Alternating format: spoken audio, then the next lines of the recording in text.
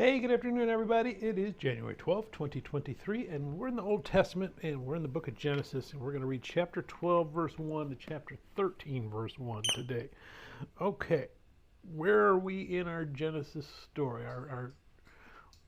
Well, we just went through the flood. We just went through the story of Noah, and we just went through that first attempt to make of a reconciliation between God and man with that first covenant, that Noahic covenant. We said that represented what was called a suzerain treaty, which was essentially a king over his vassal saying, okay, in regards to protecting you and feeding you and taking care of you in times of trouble, you're going to provide me with tax money, you're going to provide me with bodies for my army, you're going to let me be in charge, you're going to do what I tell you. So that's the form that the covenant took. Now, specifically for ours, God was pretty simple on his side. He just said, hey, you know what? You need to obey me. That's what you need to do. You need to start seeing sin as sin, like I do. Okay, none of this, I'm going to kill somebody and then I'm just going to let God put a mark on my head so nobody can touch me. No, you kill somebody, that's a sin. Pretty simple.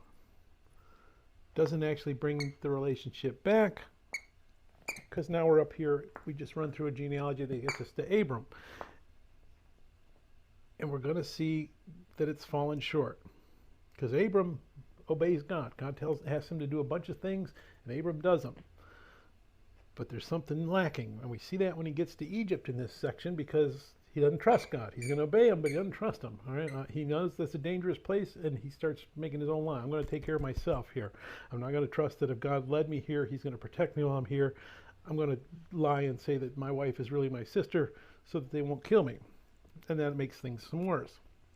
And this whole story of Abram is about developing that trust. We got the obeying. Now we need to trust that when God says something, he means it. If I'm in trouble, God's going to protect me. He's my shepherd and I shall not want. That's the next part that we have to get there. And that's what this whole story about Abraham is going to develop for us. We're seeing a pattern here. We're seeing a pattern of covenants followed by another covenant, followed by another covenant.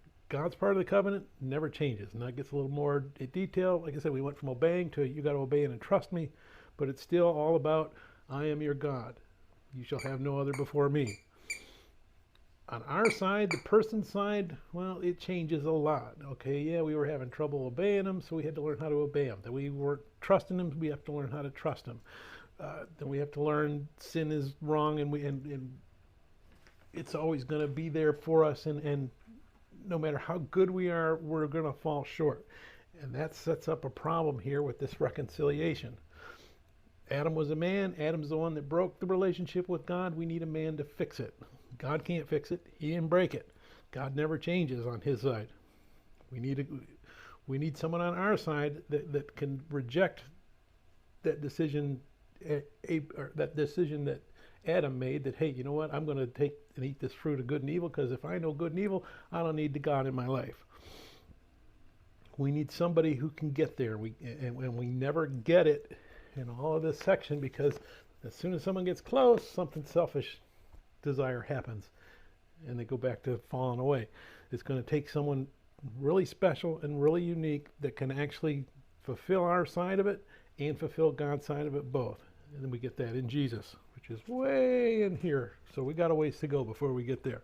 We got a lot of learning to do, and that's what all these covenants are, and that's what all of this is us learning how to be what God wants us to be. And learning that on our own, we can't do it. We need God to come and help us. So let's go ahead and we're going to read Genesis chapter 12, verse 1 to chapter 13, verse 1. Now the Lord had said to Abram, get out of your country, from your family and from your father's house, to a land that I will show you. I will make you a great nation. I will bless you and make your name great, and you shall be a blessing. I will bless those who bless you, and I will curse him who curses you. And in you all the families of the earth shall be blessed. So Abram departed as the Lord had spoken to him, and Lot went with him. And Abram was 75 years old when he departed from Haran. Then Abram took Sarai his wife, and Lot his brother's son, and all their possessions that they had gathered, and the people whom they had acquired in Haran, and they departed to go to the land of Canaan. So they came to the land of Canaan. Abraham passed through the land to the place of Shechem, as far as the terebinth tree of Moreh, and the Canaanites were then in the land. Then the Lord appeared to Abram and said, "To your descendants I will give this land." And there he built an altar to the Lord who had appeared to him. And he moved from there to the mountain east of Bethel, and then he pitched his tent with Bethel on the west and Ai on the east. There he built an altar to the Lord and called on the name of the Lord. So Abram journeyed, going on still toward the south. Now there was a famine in the land, and Abram went down to Egypt to dwell there, for the famine was severe in the land. And it came to pass, when he was close to entering Egypt, that he said to Sarai his wife, "Indeed, I know that you are a woman, of beautiful countenance. Therefore it will happen when the Egyptians see you that they will say, 'This is his wife,' and they will kill me, but they will let you live. Please say you are my sister, that it may be well with me for your sake, and that I may live because of you." So it was, when Abram came into Egypt, that the Egyptians saw the woman, that she was very beautiful. The princes of Pharaoh also saw her and commended her to Pharaoh. And the woman was taken to Pharaoh's house. He treated Abram well for her sake. He had sheep, oxen, male donkeys, male and female servants, female donkeys and camels. But the Lord plagued Pharaoh and his house with great plagues because of Sarai, Abram's wife. And Pharaoh called Abram and said, "What is this you have done to me? Why did you not tell me that she was your wife? Why did you say, 'She is my sister'? I might have taken her as my wife. Now therefore here is your wife. Take her and go your way."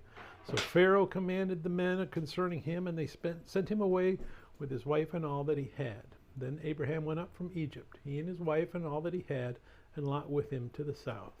May God bless the reading of his word. God bless you. Bye.